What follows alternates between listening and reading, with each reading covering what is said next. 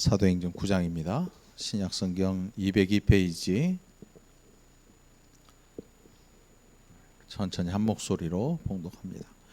사울이 주의 제자들에 대하여 여전히 위협과 살기가 등등하여 대제사장에게 가서 메색 여러 회당에 가져간 공문을 청하니, 이는 만일 그 도를 따르는 사람을 만나면 남녀를 막론하고 결박하여 예루살렘으로 잡아오려 함이라. 사울이 길을 가다가 다메섹에 가까이 이르더니 호련히 하늘로부터 빛이 그를 둘러 비추는지라. 땅에 엎드러져 들음에 소리가 있어 이르시되, 사울아 사울아 내가 어찌하여 나를 박해하느냐 하시거늘, 대답하되 주여 누구시니까? 이르시되 나는 내가 박해하는 예수라. 너는 내가 행할 것을 내게 이를 자가 있느니라 하시니, 소리만 듣고 아무도 보지 못하여 말을 못하고 서 있더라. 사울이 땅에서 일어나 눈은 떴으나 아무것도 보지 못하고 사람의 손에 끌려 다메섹으로 들어가서 사흘 동안 보지 못하고 먹지도 마시지도 아니하니라. 그때 다메섹에 아나니아라 하는 제자가 있더니 주께서 환상 중에 불러 이르시되 아나니아야 하시거늘, 대답하되 주여 내가 여기 있나이다 하니, 주께서 가라 하는 거리로 가서 유다의 집에서 다소 사람 사울이라 하는 사람을 찾으라. 그가 기도하는 중이니라. 그가 아나니아라 하는 사람이 들어와서 자기에게 안수하여 다시 보게 하는 것을 보았느니라 하시거늘, 아나니아가 대답하되 주여 이 사람에 대하여 내가 여러 사람에게 듣사온즉 그가 예루살렘에서 주의 성도에게 적지 않은 해를 끼쳤다 하더니, 여기서도 주의 이름을 부르는 모든 사람을 결박할 고난을 대제사장들에게서 받았나이다 하거늘, 주께서 이르시되 가라, 이 사람은 내 이름을 이방인과 임금들과 이스라엘 자손들에게 전하기 위하여 택한 나의 그릇이라. 내 이름을 위하여 얼마나 고난을 받아야 할 것을 내가 그에게 보이리라 하시니,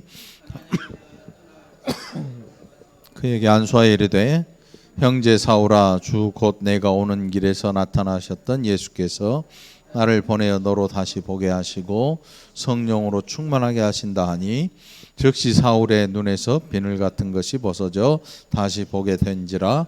일어나 세례를 받고 음식을 먹음에 강건하여지니라. 사울이 다메섹에 있는 제자들과 함께 며칠 있을새 즉시로 각 회당에서 예수가 하나님의 아들이심을 전파하니, 이 사람이 예루살렘에서 이 이름을 부르는 사람을 멸하려던 자가 아니냐?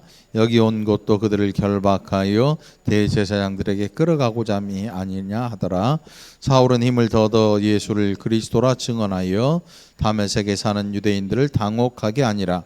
여러 날이 지나매 유대인들이 사울 죽이기를 공모하더니 그 계교가 사울에게 알려지니라.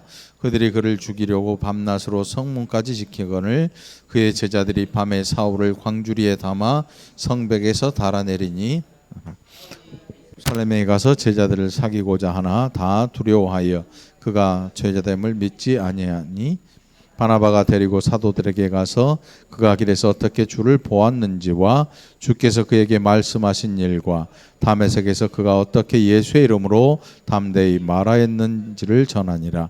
사울이 제자들과 함께 있어 예루살렘에 출입하며 또 주 예수의 이름으로 담대히 말하고 헬라파 유대인들과 함께 말하며 변론하니, 그 사람들이 죽이려고 힘쓰거늘 형제들이 알고 가이사라로 데리고 내려가서 다소로 보내니라. 그리하여 온 유대와 갈릴리와 사마리아 교회가 평안하여 든든히 서가고 주를 경외함과 성령의 위로로 진행하여 수가 더 많아지니라. 그때 베드로가 사방으로 두루 다니다가 루다에 사는 성도들에게도 내려갔더니 거기서 에니아라 하는 사람을 만나매 그는 중풍병으로 침상 위에 누운 지 8배라. 예수 그리스도께서 너를 낫게 하시니 일어나 내 자리를 정돈하라 한데 곧 일어나니 루다와 사론에 사는 사람들이 다 그를 보고 주께로 돌아오니라. 요바에 다비라 하는 여제자가 있으니 그 이름을 번역하면 도르가라. 선행과 구제하는 일이 심히 많더니 그때 병들어 죽음의 시체를 씻어 다락에 누이니라. 루다가 요바에서 가까운지라 제자들이 베드로가 거기 있음을 듣고 2 사람을 보내어 지체 말고 와서 와달라고 간청하여 그들과 함께 가서 이름에 그들이 데리고 다락방에 올라가니 모든 과부가 베드로 곁에 서서 울며 도르가가 그들과 함께 있을 때 지은 속옷과 겉옷을 다 내보이거늘 베드로가 사람을 다 내보내고 무릎을 꿇고 기도하고 돌이켜 시체를 향하여 이르되 다비다 일어나라 하니 그가 눈을 떠 베드로를 보고 일어나 앉는지라 베드로가 손을 내밀어 일으키고 성도들과 과부들을 불러들여 그가 살아난 것을 보이니 온 요파 사람이 알고 많은 사람이 주를 믿더라. 베드로가 요파에 여러 날 있어 시몬이라 하는 무드장이 집에서 머무니라. 아멘. 이 시간에 하나님 주신 귀한 은혜 저와 여러분이 함께 받아 누리게 되기를 간절히 축원합니다. 바로 앞장에서 스데반 집사님의 죽음이 기록되고 있습니다. 그래서 7장과 8장 1절에서 사울이 스데반 집사님의 죽음의 증인을 섭니다. 그러니까 율법으로 신성 모독, 하나님을 모독했다 그런 죄명을 씌워서 돌로 쳐서 죽이게 되지요. 거기에서 사울이 증인을 쓰게 돼요. 그래서 8장 1절에 사울은 그가 죽임 당함을 마땅히 여겼다. 우리가 잘 알고 있듯이 스데반 집사님은 교회에 아주 뭐라 그럴까요?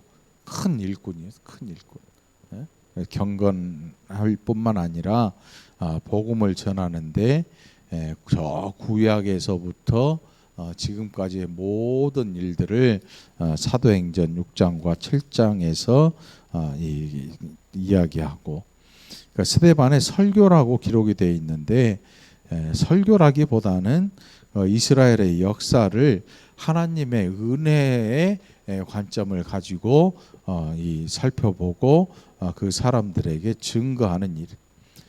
굉장히 호소력이 있죠. 유대인들에게 조상 때부터 계속해서 하는 이야기들. 그걸 듣다 보니까 결국 어떤 일이 벌어졌냐면 자기 자신들이 하나님을 대적하는 자들이 돼요. 결국 예수를 믿지 않는 일, 그리고 예수 믿는 사람을 잡아서 죽이는 이런 일들, 예수를 잡아 죽인 일, 뭐 이런 일련의 모든 일들이 결국은 하나님을 대적하는 일이다 하는 것을 스데반 집사님으로부터 듣게 되죠. 그러니까 이 초대교회에 아주 굉장히 중요한 이 집사님으로 우리가 생각할 수 있는데 이 집사님이 그렇게 설교를 하고 순교해요. 돌에 맞아서 죽는데 바로 그 자리에 있던 사람이 사울이고 사울이 나중에 바울이라는 이름으로 활동을 하게 돼요. 자, 그래서 이 사울이 교회를 박해하기 시작하는데 이 사울이 계속해서 사람들을 잡아서 옥에 가두고 하는 이런 일들을 하면서 더 큰 권세를 가지고 이제 예수 믿는 사람들을 잡아서 옥에 가두려고 작정을 해요. 그래서 대제사장한테 가서 여러 회당에 가져갈 공문을 청했는데 그 도를 따르는 사람을 만나면 남녀를 막론하고 결박하여 예루살렘으로 잡아오려 함이라. 그러니까 거기에 있는 모든 이 사람들 권세 있는 종교 지도자들에게 허락을 받는 거예요. 내가 이런 그리스도 그 도를 따르는 사람들을 잡아서 예루살렘으로 호송해 가겠다. 죄 지은 거죠. 죄 지은 것. 당시에 예수를 믿는 게 죄를 지은 것과 동일해. 이 사람이 그런 생각을 가지고 핍박을 시작했습니다. 또 그럴 것이 사울이 아는 유대교. 그는 어렸을 적부터 좋은 가문의 사람으로 좋은 교육을 받고 유대교에 계속 있었으면 굉장히 출세할 사람이에요. 굉장히 출세할 사람이에요. 학문적으로도 뛰어났고. 그랬으니까 마땅히 율법 교육도 받고 뭐 유대인의 교육 다 받고 좋다는 교육은 다 받고 좋은 학파에 있었고 좋은 선배들도 있고 뭐 그랬으니까 유대교에 있어서 조그만 불만도 없어요. 조그만 불만도 없었어요. 그래서 그가 행하는 이 일에 대하여 그는 아주 자부심을 가지고 행했어요. 예수 믿는 사람을 잡아서 옥에 가두는 일, 재판하는 일, 이 일에 대하여 티끌 만한 의심의 여지도 없이 그 일을 행했던 거예요. 그러니까 그 훌륭한 스데반 집사님이 죽는, 돌로 쳐서 죽이는 그 자리에서도 증인을 설 만큼 그는 자신이 떳떳하다고 생각을 한 거죠. 떳떳하다. 네? 여러분, 사람이 자기의 의나 세상에서 말하는 학문적인 이런 것에 통달하게 되면 자기 자신에 대해서 굉장한 이 신뢰를 가지게 돼요. 신뢰. 아마도 사울이 유대교에 속한 사람으로서 자기 자신의 행하는 일에 대하여 스스로 의로움을 느낀 것 같아요. 그러니까 사람 잡아 죽이는 일도 거리낌 없이 할 수 있는 거죠. 네? 여러분, 6.25 때 공산당들이 막 마을마다 들어가잖아요. 거기서 뭐 하냐면 인민재판 한단 말이에요. 인민재판. 네? 그 당시에 지주들 뭐 이런 사람들 끌어다가 밤에 횃불 켜놓고 재판을 해요.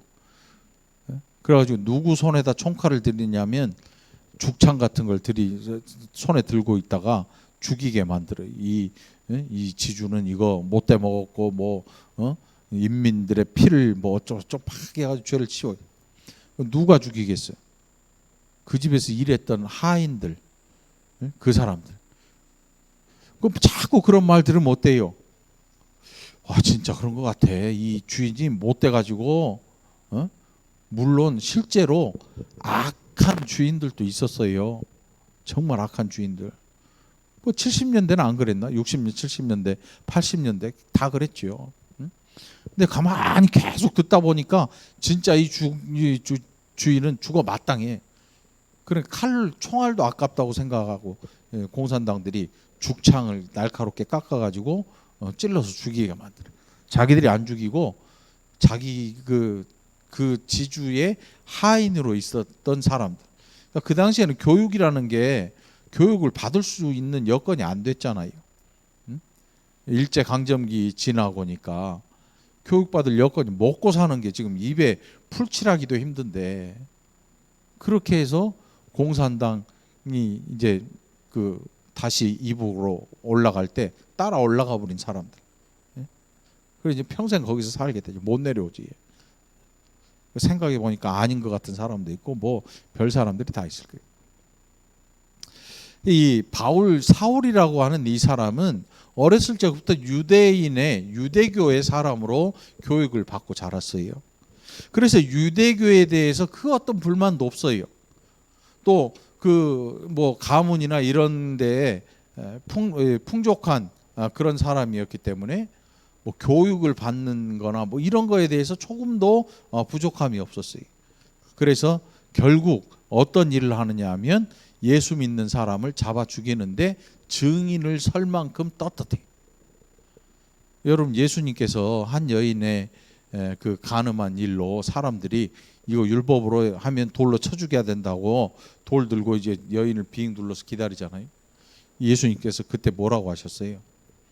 너희 중에 죄 없는 자가 돌로 쳐라.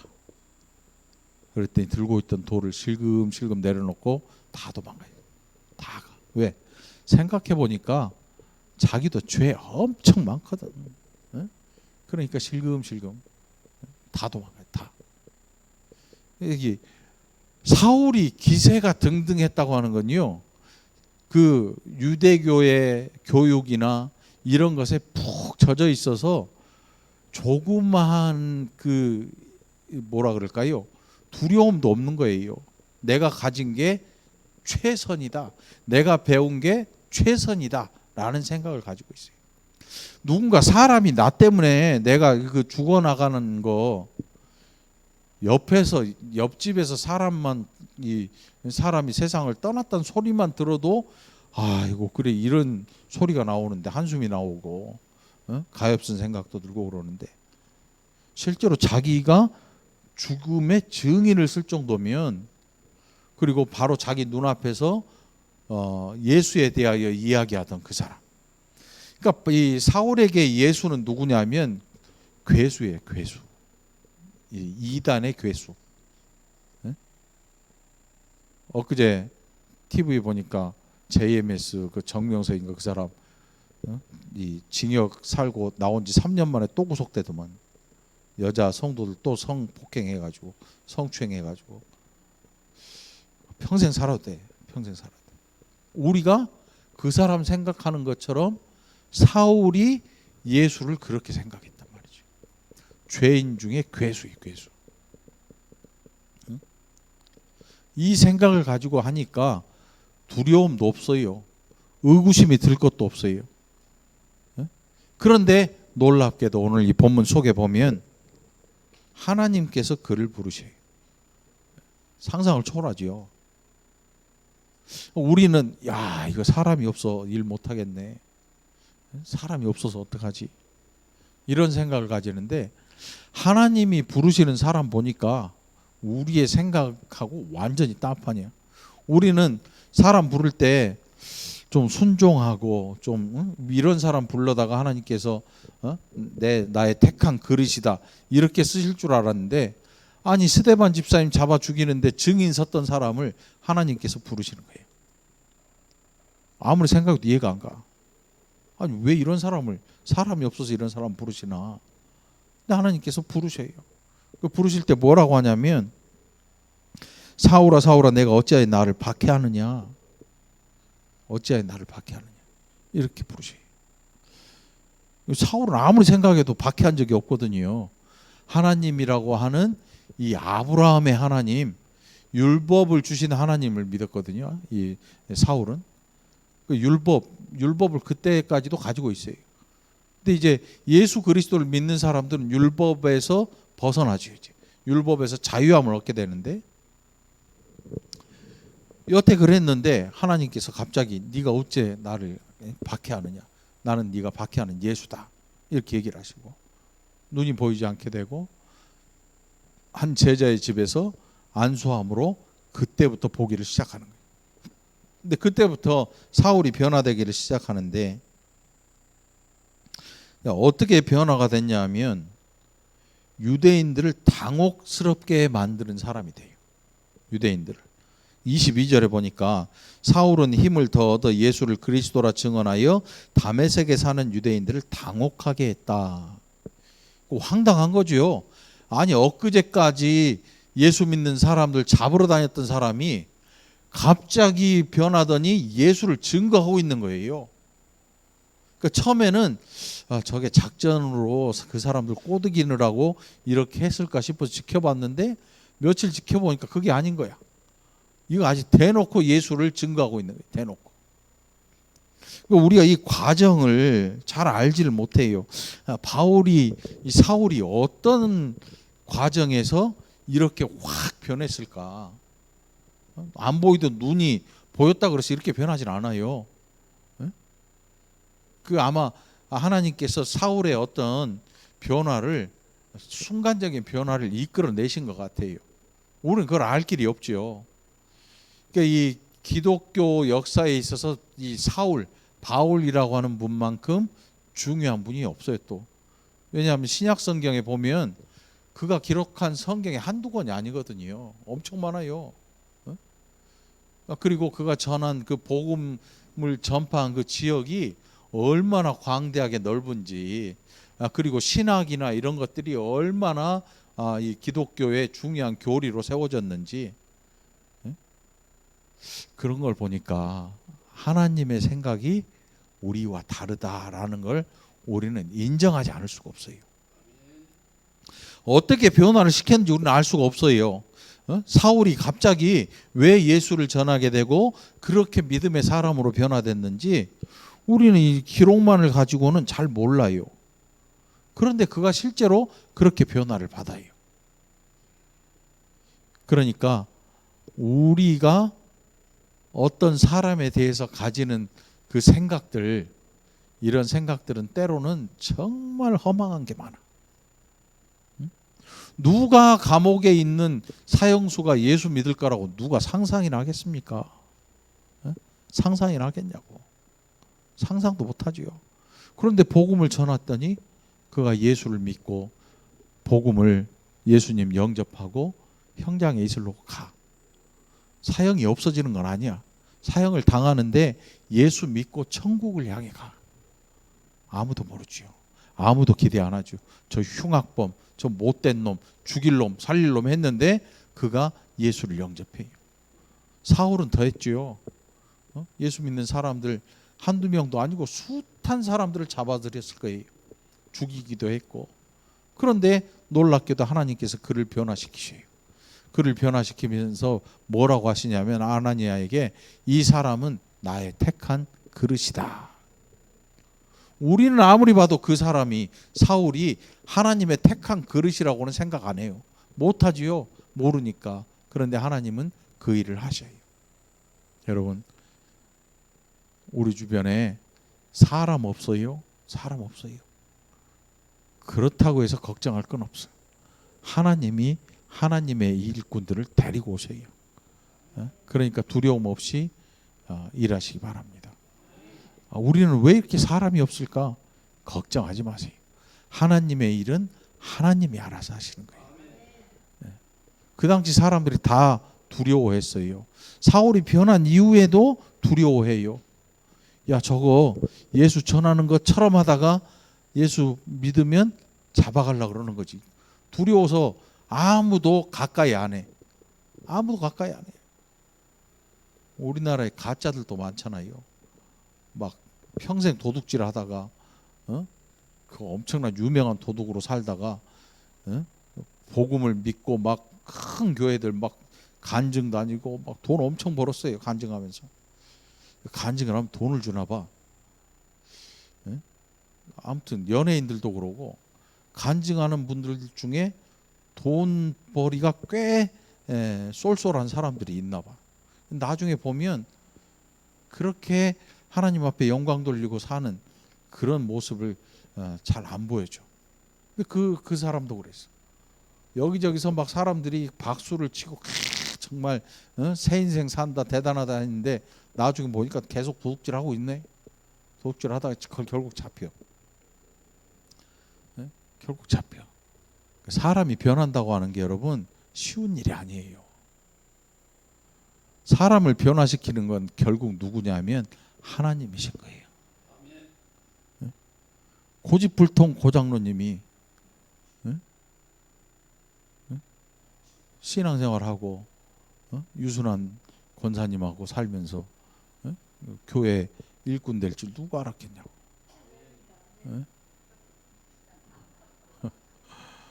별로 고장로님 별론데 박 권사님 되게 좋아하네. 예, 사람이란 게요. 여러분 제가 솔직히 까놓고 얘기하는데 고장로님 많이 변했어요. 진짜로. 옛날에는 고집사 때는 고집 엄청 셌거든요. 진짜로. 맞잖아요. 옛날에 고집 말 그대로 고집센이었어. 고집센. 오죽하면 박 권사님이 그래서 그 변한 건 아닌 것 같고 하나님이 하신 것 같아. 네? 그렇죠? 아니 제가 봐도 변했어요. 90%, 10% 꽤 센데. 박 장로님도 많이 변했어요. 박 장로님 우리 교회 처음 올 때 제가 40대 중반이었나 초반이었나 그런데 교회 안 다녔어 처음에. S 복음 교회 다니다가 실족해가지고 교회 안 다니고 골프 치러 다니고 그랬거든. 근데 어느 날 갑자기 최정숙 권사님이 남편이라고 데리고 가더니 오자마자 김장을 막 하시더라고. 그래서 정말 한 포기 갖고 올라 그러나 그랬지 속으로. 그러더니 신앙생활 시작하시더라고. 얼마나 감사한지. 얼마나 감사해. 사람이 변하는 거요. 사람 변하는 거 사람으로 힘으로는 안 돼요. 내가 막 으쌰으쌰 한다 그래서 안 돼요. 결국 똑같은 길로 또 돌아가. 하나님이 하시니까 변화가 됩니다. 여러분, 하나님이 저와 여러분을 변화시킨 거예요. 누가 옥점이가 예수 믿을 줄 알겠냐고. 금자가 저 이뻐가지고 예수 안 믿지. 근데 장로님 만나가지고 예수 믿고, 그 시댁에 예수 안 믿는 집안에 복음 전하고 말이지. 순례도 마찬가지지. 정숙이나 성순이도 마찬가지지. 여러분, 삶의 그 과정에 보면요, 하나님께서 우리를 만지시는 순간들이 있어요. 우리를 터치하시고 우리를 부르시는 그 순간들이 있어요. 우리 인생을 돌아보면 그런 순간들을 때로 우리는 기억하지 못하고 살아가는데 얼마나 그게 감사한 순간인지 몰라요. 여러분, 그 순간들을 다시 한번 돌이켜보고 구원의 감사가 다시금 넘쳐나기를 축원합니다. 얼마나 감사해요, 얼마나. 바울에게도 사울에게도 이런 날들이 있었단 말이죠. 우리가 이해할 수 없지만 그 일이 일어나요. 우리가 계획할 수 없는 일이 하나님은 가능해요. 그러니까 사람에 대해서 편견을 갖지 말고 고정관념을 가지고 사람을 판단해서 끝내버리는 이런 일에서 우리는 좀 자제할 필요가 있는 거예요. 어느 누구라도. 그래서 여러분, 북한의 김정은이도 예수 믿고 변화되기를 위해서 기도해야 되는 거죠. 우리가. 네? 너 벼락 맞고 되져버려라 이렇게 하지 말고 뭐 그런 사람들 많아요. 지 마음에 안 들면 벼락 맞아 죽어버려라. 그냥 죽어버려라. 되져버려라 이러더라고. 말 막 살벌해. 그러니까, 그런 생각하지 말고 김정은이도 예수 믿고 변화되기를 위해서 기도하고, 이게 우리가 해야 될 기도거든요. 일본 사람들 얼마나 미워. 생각만 해도 얄밉잖아.